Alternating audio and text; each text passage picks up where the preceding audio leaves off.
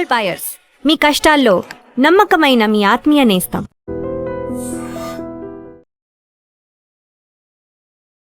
Cockroach Janata party వ్యవస్థాపకుడు అభిజిత్ దిప్కే మీద ఈరోజు దాడి జరిగింది.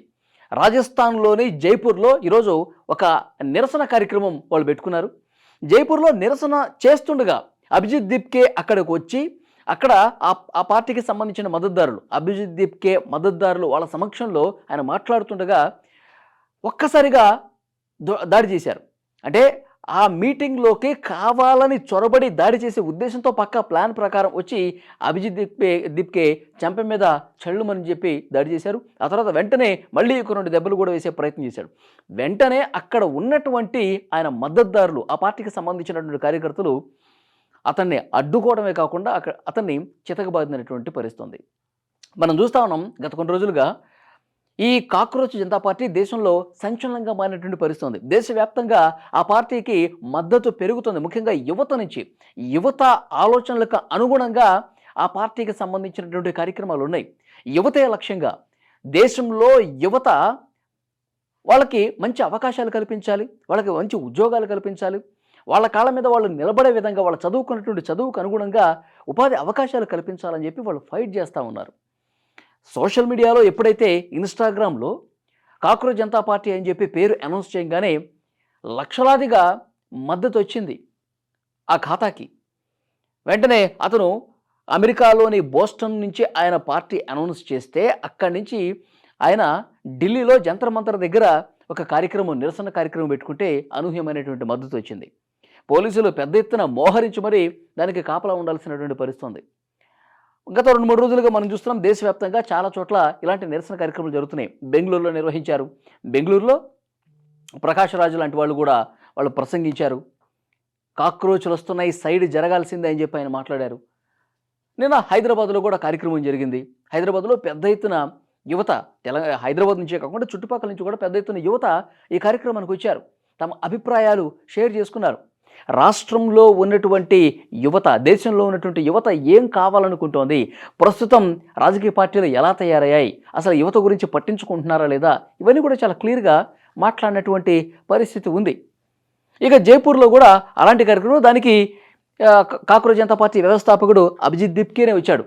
సో అతని మీద ప్లాన్ ప్రకారం, అంటే అభిజిత్ దిప్కే ముందే చెప్తా ఉన్నాడు, భారతీయ జనతా పార్టీ మమ్మల్ని టార్గెట్ చేస్తోంది, అసలు మా పార్టీ ఉండకూడదని చెప్పి నిర్ణయించుకున్నారు. చాలామంది మా ఇంట్లో వాళ్ళని కూడా బెదిరిస్తూ ఉన్నారు ఫోన్లు చేసి, మీ అబ్బాయిని ఆ పార్టీ ఆ అకౌంట్ని పూర్తిగా డిలీట్ చేసి బీజేపీలో చేరాలి, లేదంటే మిమ్మల్ని మీ అబ్బాయిని కూడా ఈ భూమి మీద లేకుండా చేస్తామని చెప్పి లిటరల్గా బెదిరించారు.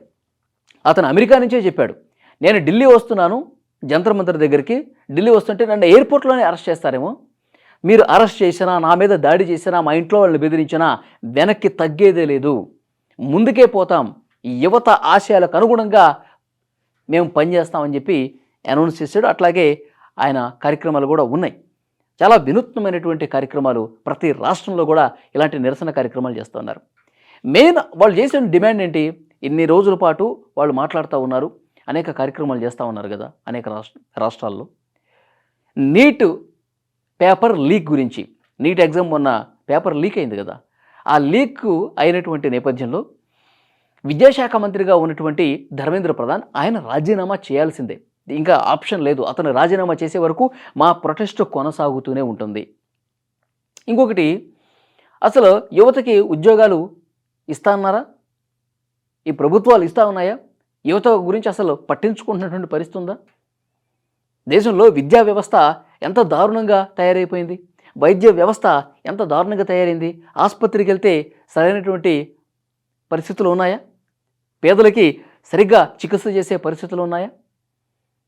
యువత ఎంతోమంది చదువుకున్న వాళ్ళు చిన్న చిన్న పనులు చేసుకుంటున్నారు, ఇది గిగ్ వర్కర్లుగా పనిచేసుకుంటున్నారు.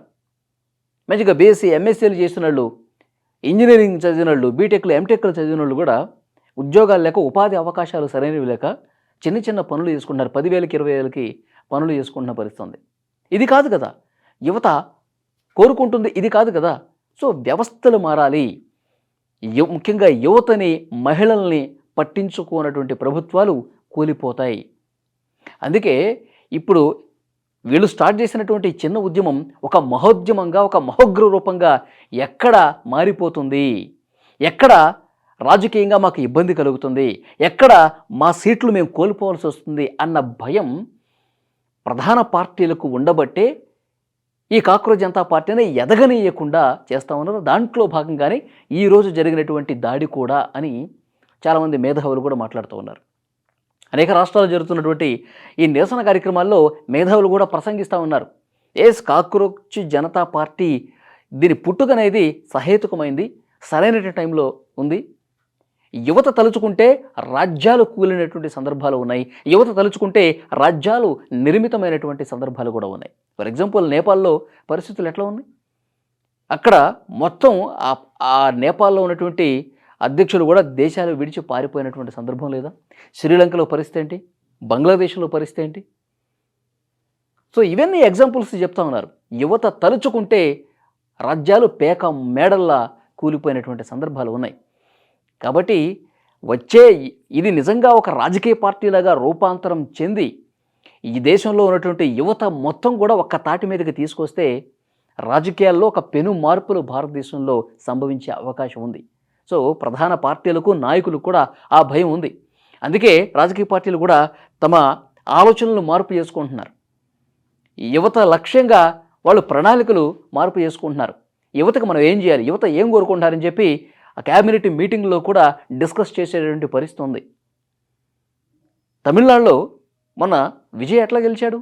యువత, మహిళలు వీళ్ళందరూ కూడా ఉవ్వెత్తున ఒక్క తాటి మీదకి రావటం వల్ల, విజయ్కి సపోర్ట్ చేయడం వల్ల గెలిచారు.